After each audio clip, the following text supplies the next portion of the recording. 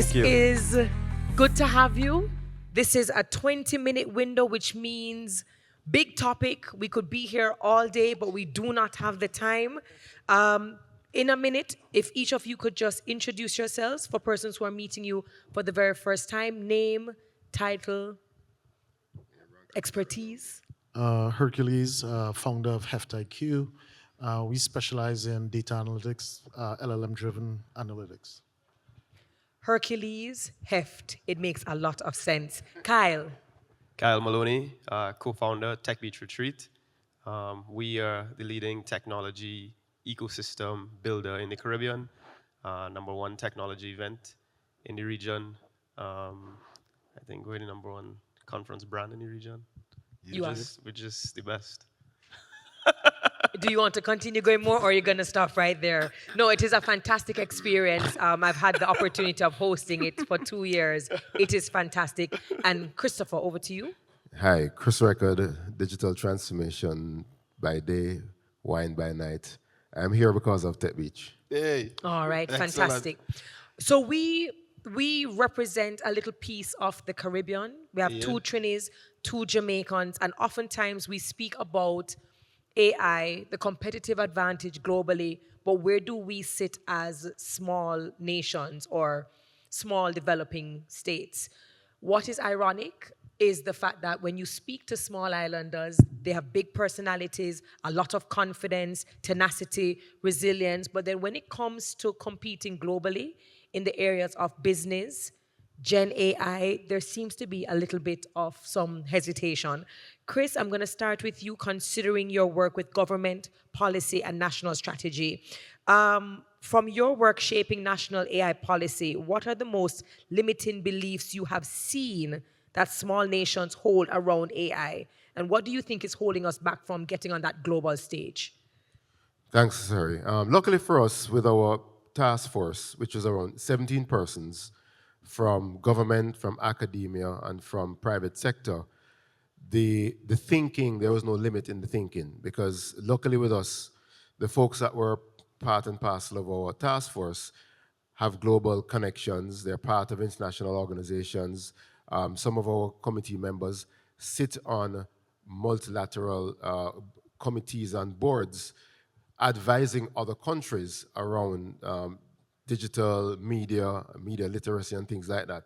So they get that global international experience, going to the United Nations, being in Geneva, talking at these conferences, and then we bring it back home and share what we have learned. And then in doing so, then all of a sudden there's inspiration, there's collaboration around possibilities.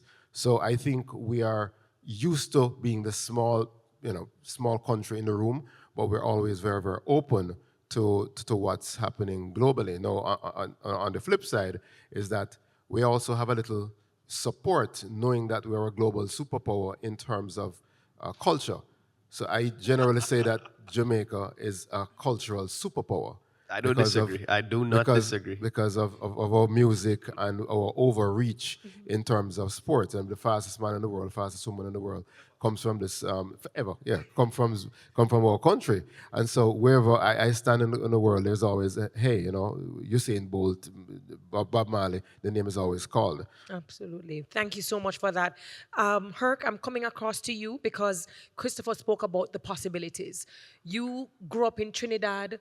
You moved to the States. Naturally, your exposure, your experience, your knowledge exchange, your opportunities. Do we have a confidence issue, or is it a capacity issue?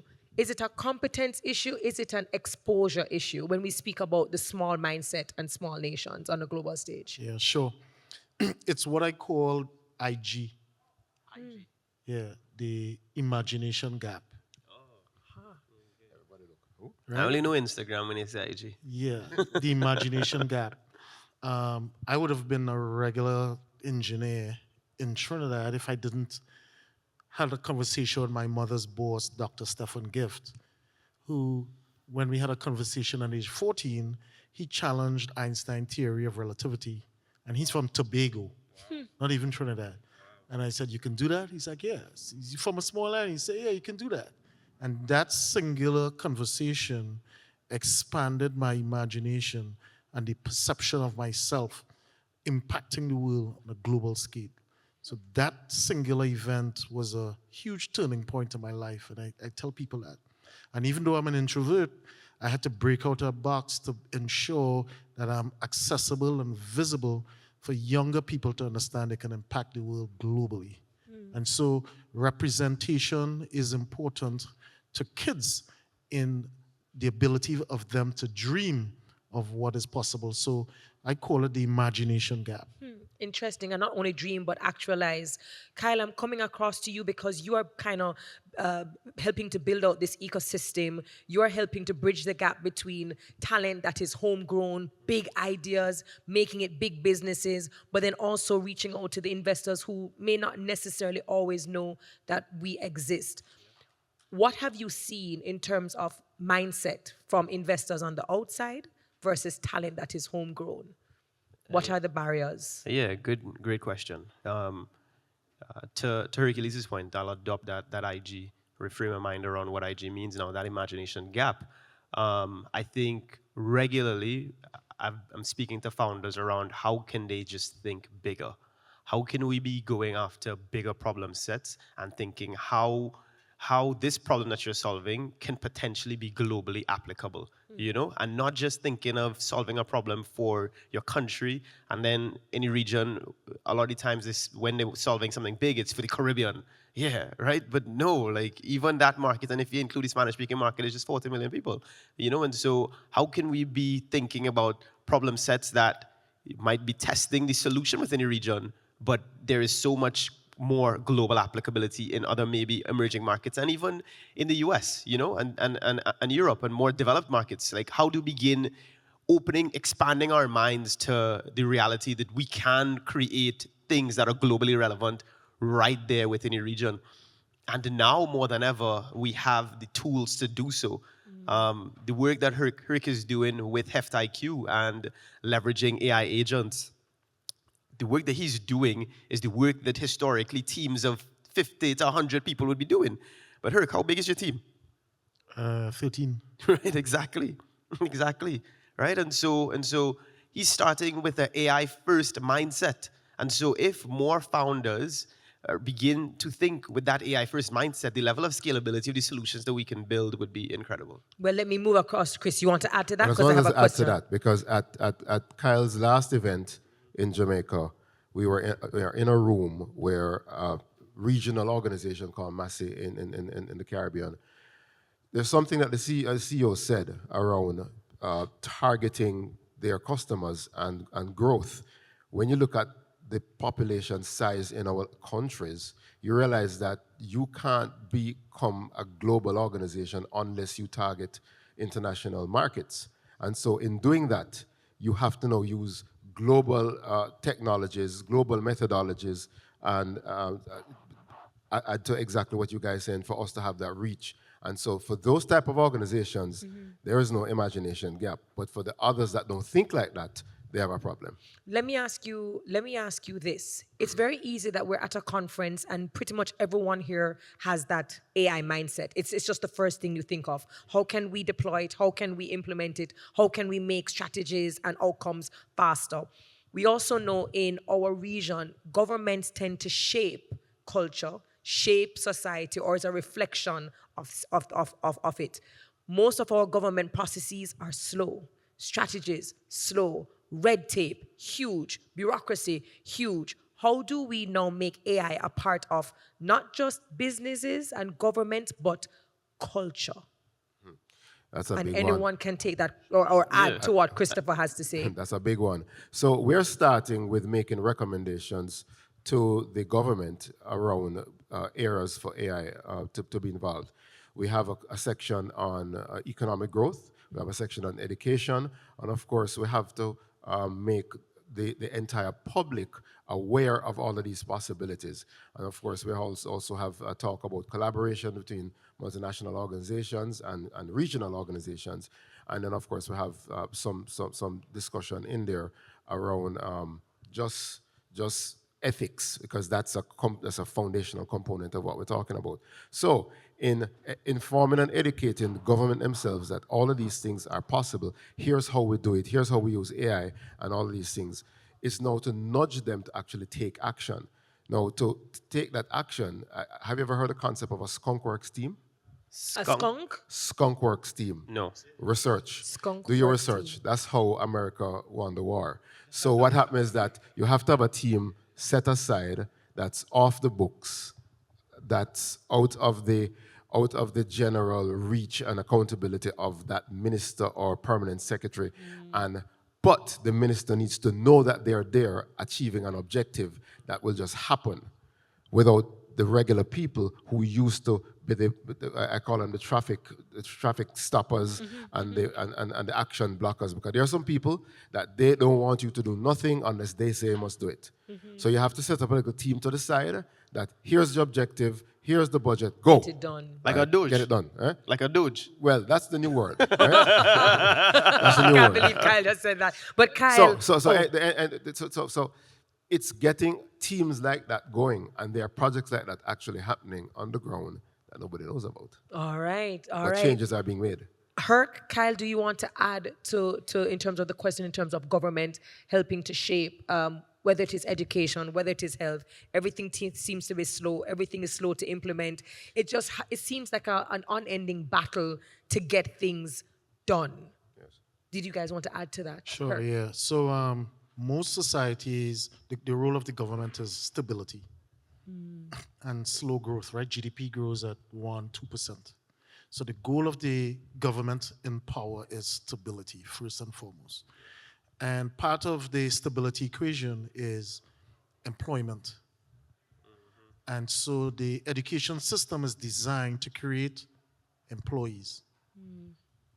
And when people have some social pathways that is generally accepted, the society moves in the general direction that politicians design.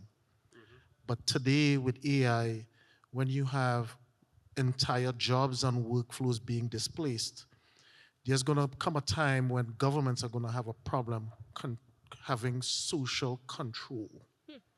So when you take a look at a platform like TikTok and the ability for people to bring their own news, and it becomes a national security issue. When people become empowered, you lose control. And so I think where we're heading in a lot of countries, you're going to see that democracy in practice is not very practical for politicians to control. It only works when the population believe it works, right? So then what do you think we move into then?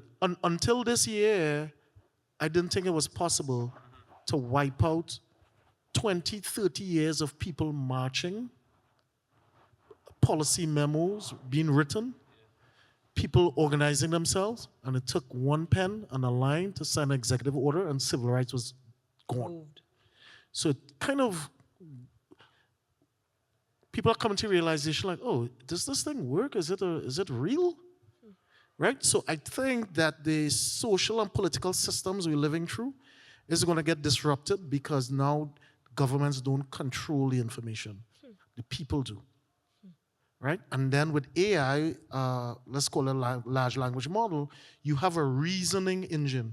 So now you can ask, is there a really separation between church and state? Well, not really. Now you're going to get to levels of truth that was hidden. And the societies we live in today is modeled after Greece, where the function was control in a feudalistic system where you had peasants and education was not accessible because you were labor. And so labor had to evolve for stability, and they said, okay, we're going to construct an education system to create more higher levels of labor. So you're talking about democratizing and being able. So there's going to be a lot of unrest. All right, I hear that. Kyle, what is the competitive edge? So yes, we are small, but based on the conversations that you are in, the meetings that you are in, bridging the gap between your investors and their startups, and you're seeing all of this creativity and collaboration taking place, what are some overlooked strengths that small nations have to punch way above their weight in AI innovation that maybe we're not necessarily capitalizing on? One thing that I've thought about a lot is in healthcare. And the angle that I'm gonna take here is that in your more developed societies, the U.S., Europe, etc., there's a ton of regulation around healthcare, and so it makes innovation within a space move super slow. But given that we are small populations with a lot less regulation, innovators can build from our region, get proof of use cases within our region, and be able to then export solutions that have proven use cases in countries out to the rest of the world, because we could just move so much more quickly. But if we saw that as a competitive advantage, man, we would be the gates of hope for the rest of the world, you know?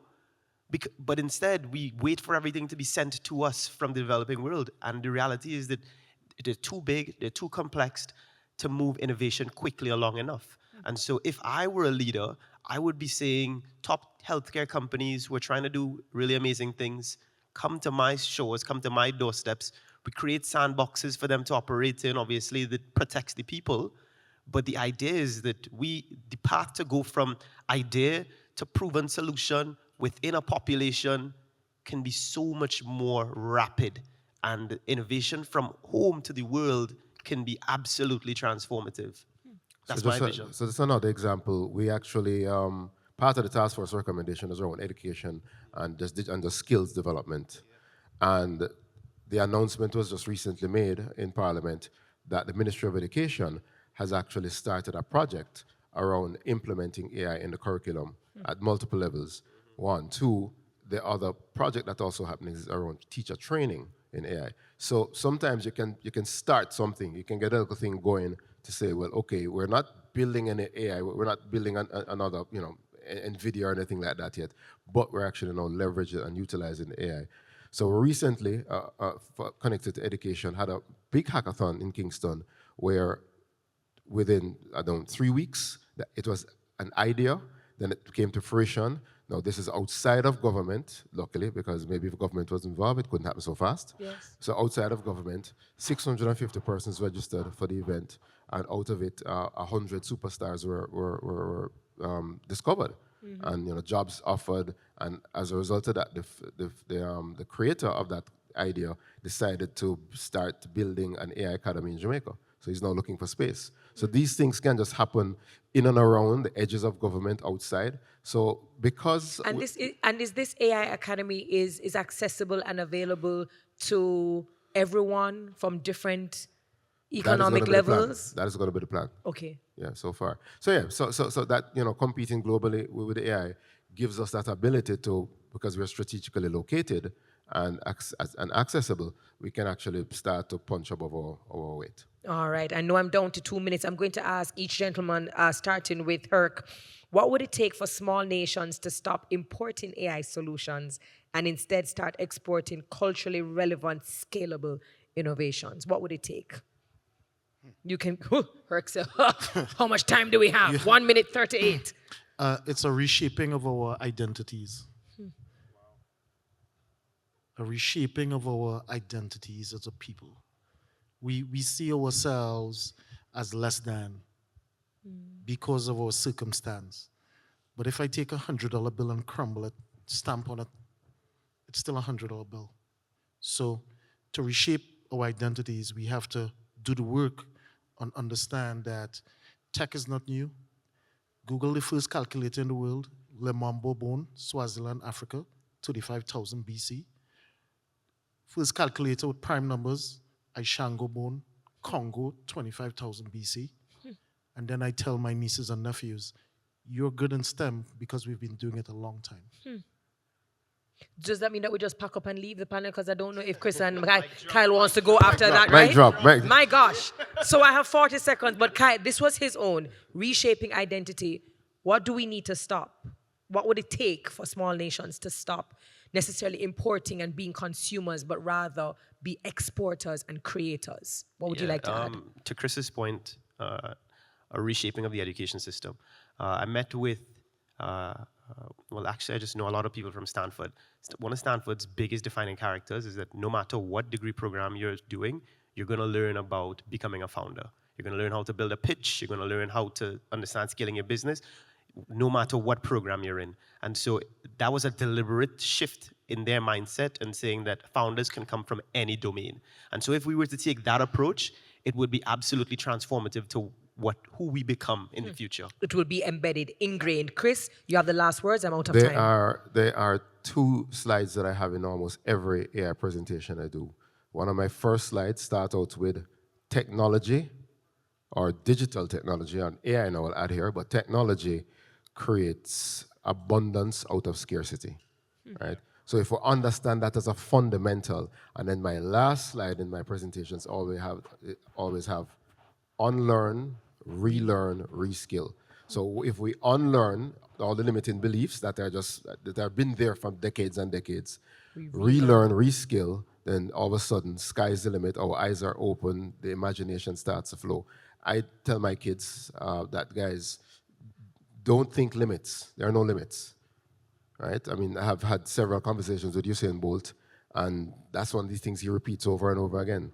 No limits. Come on, Great. no limits. We can do it. No limits. There we go. So no small mindset, no limits. To Herc, Kyle, Chris, thank you so very much for being the AI agents that we need in this region. I absolutely appreciate it. And with that being said, I have a question. Yes. Mark. Mike. Okay. You have a question. So Mark, we're out of time, so keep it tight, please. I will keep it very tight. Having you all here was very intentional. And you're not at home. You all are global people. And I think I've always thought about Caribbean people as being, you're local, but you're globally competitive. I know you may have asked this question, so Terry, I know, again, plenty proof. What's one piece of advice that you have for someone at home who does not have the option of migrating, who does not have the option of access internationally? What should they be doing today to optimize their future? For persons who might be at home who do not have access or do not have the option of migrating. Correct. Yeah. What's the last part of the question? What should they do to optimize their future careers? What should they do to optimize their future careers? And that is open. Yeah, reach out to the companies who are building. I have employees in Trinidad, hopefully soon employees in Jamaica. So talent is distributed. So yeah, just reach out, connect, network. And so I guess that also means that it is a part of our responsibility if we are at home, knowing that we have very little resources or very little options, to leverage the platforms that we get to learn and target the right people and to reach out. We have to actively take up and participate to see what our options and opportunities look like. Kyle. Yeah, my mind shift occurred when I began reading a lot. Reading about, okay, well, so on behalf of Chris and myself, we believe that if you read, you read about the people that went before you, realize some of the less privileged backgrounds they come from, and realize how much they've been able to accomplish with a lot less resources than you have, while you're reading with access to ChatGPT and all of these open models that are available to you.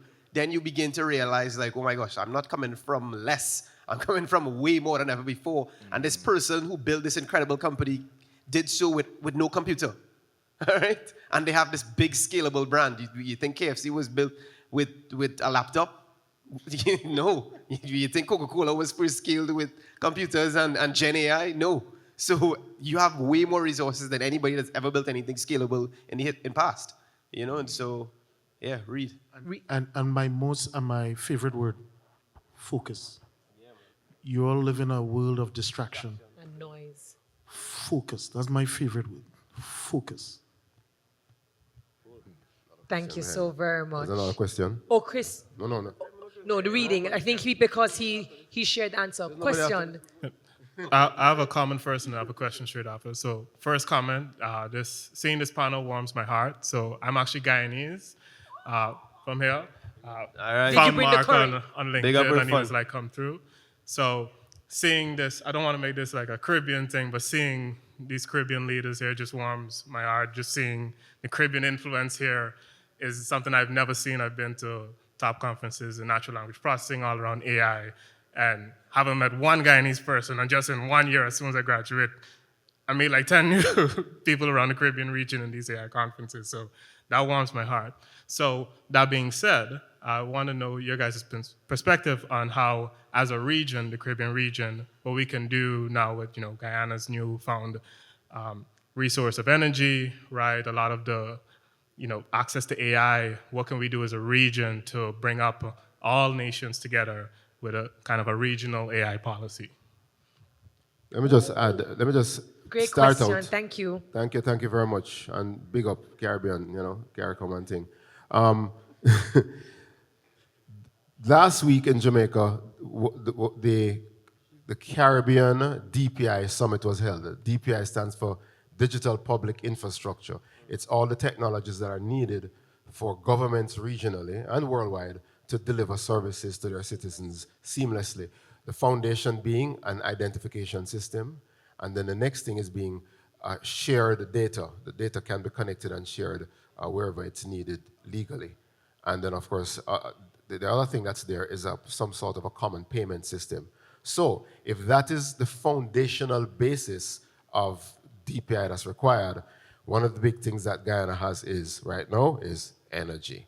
So the discussions, and many discussions were had, and the C word comes up over and over and over again, and that C word is collaboration, collaboration, collaboration, where each country can bring their specialty and their superpower to create together, a unique ability for us as a region to deliver to the rest of the world.